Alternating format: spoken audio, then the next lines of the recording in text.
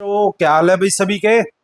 I hope कि सभी ठीक होंगे और आप सब जो है अपने एग्जाम्स वगैरह की अच्छी प्रिपरेशन कर रहे होंगे। ठीक है, आप सभी का मेरे साथ जुड़े रहने के लिए बहुत बहुत धन्यवाद।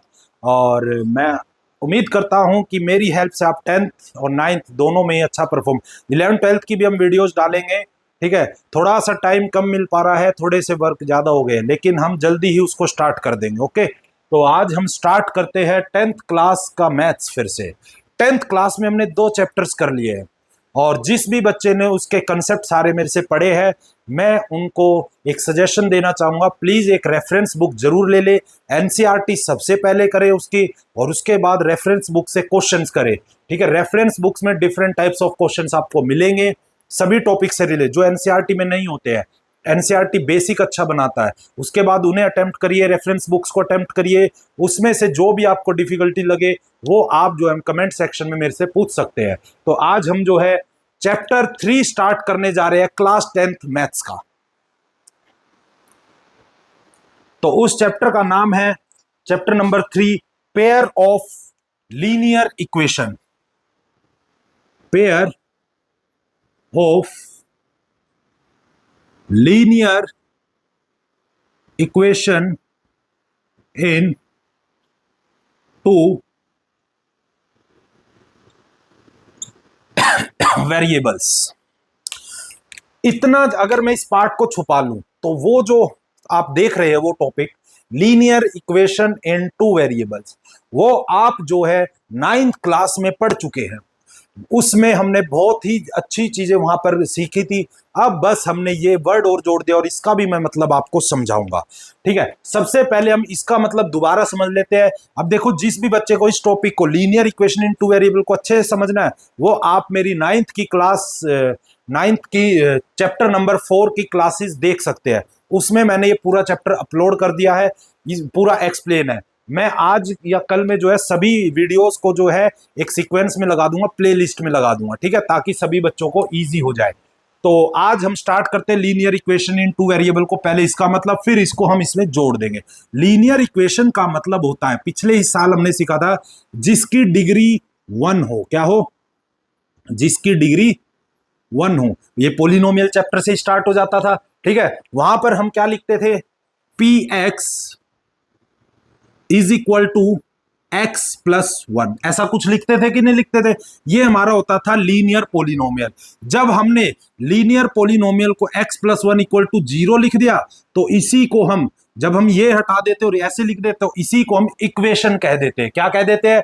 इक्वेशन कह देते हैं। ठीक है, इसकी जो स्टैंडर्ड फॉर्म हमने वहां सीखी थी, A X plus B equal to 0, ये थी इसकी स्टैंडर्ड फॉर्म। ठीक है, लेकिन उसके बाद हमने जब ये 2 वर्ड 9th में जोड़े थे, तो इसका भी मतलब हमने समझा था।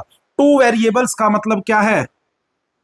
कि उस इक्वेशन में, उस केमिकल सॉरी उस लीनियर इक्वेशन में 2 वेरिएबल्स होने चाहिए। क्या होने चाहिए? लेट से एक्स एंड वाई। वहां पर हम एक्स और वाई को एज ए वेरिएबल यूज करने जा रहे हैं। ठीक है, तो यहां पर मैंने फिर बताया था कि दूसरा वेरिएबल कोई और नहीं होता, वो पी एक्स ही होता है। जैसे जैसे एक्स की वैल्यू बदलती रहती है, वैसे वैसे पी एक्स की भी तो बदलती है। इसका मतलब पी एक्स भी क्या था? वेरिएबल था। क्या था?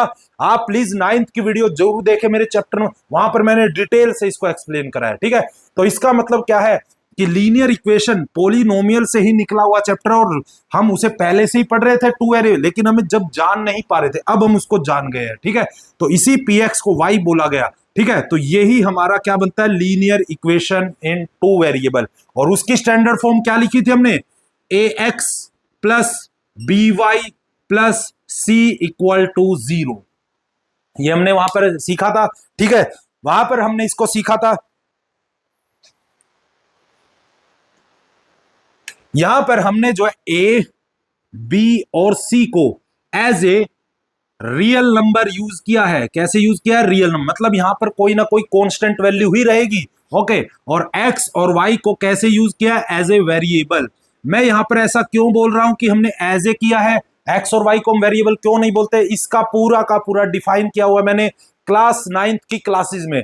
जब हमने क्लास 9th में जो है पोलिनोमियल चैप्टर स्टार्ट किया था, सेकंड चैप्टर, तो वहां पर मैंने बिल्कुल डिफरेंस बताया है कि वेरिएबल में और कांस्टेंट टर्म्स में एक्चुअली में क्या डिफरेंस होता है। ABCD नहीं होती है वेरिएबल्स, ठीक है।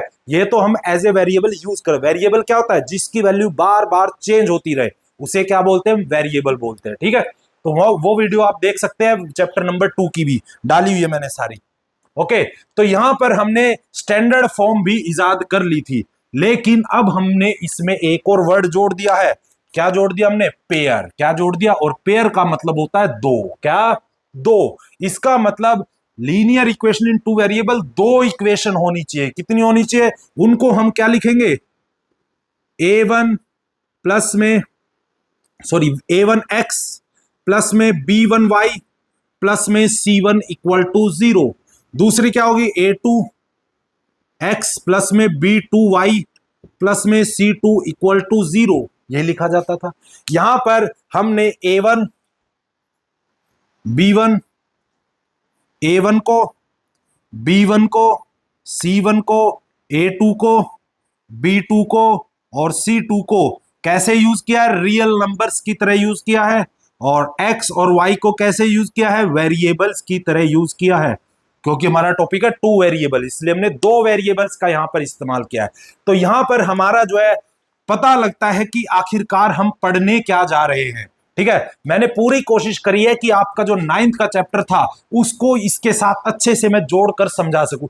हम कोई भी नई चीज नहीं पढ़ते। पॉलिनोमियल बहुत इंपॉर्टेंट चैप्टर है, और पॉलिनोमियल से कम 5 से 6 चैप्टर 9th से अभी तक पढ़ चुके हैं, ठीक है। तो हमें पॉलिनोमियल की बहुत जरूरत पड़ती है, और उसे हमें सबसे पहले अच्छे से समझ लेना चाहिए। अब जिस भी बच्चे को चैप्टर समझना हो, क्लास 9th में चैप्टर 2 की मेरी वीडियोस देख सकते हो, ठीक है।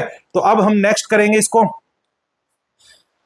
अब हम इसमें वो टॉपिक पढ़ने जा रहे हैं जो कि सबसे पहले हमें इसमें पढ़ना भी है, ग्राफिकल रिप्रेजेंटेशन। लास्ट ईयर भी हमने ये पढ़ा था कि ग्राफ्स पर जो है हमें इनको इनके सॉल्यूशंस रिप्रेजेंट करने थे, ठीक है। अगर मैं यहां पर सॉल्यूशंस की बात करूं, अगर अभी पेयर की बात नहीं कर रहा मैं, सिर्फ इसकी, तो इसके कितने सॉल्यूशन पढ़े थे हमने, इनफिनाइट सॉल्यूशंस थे। कितने थे, इनफिनाइट सॉल्यूशंस थे।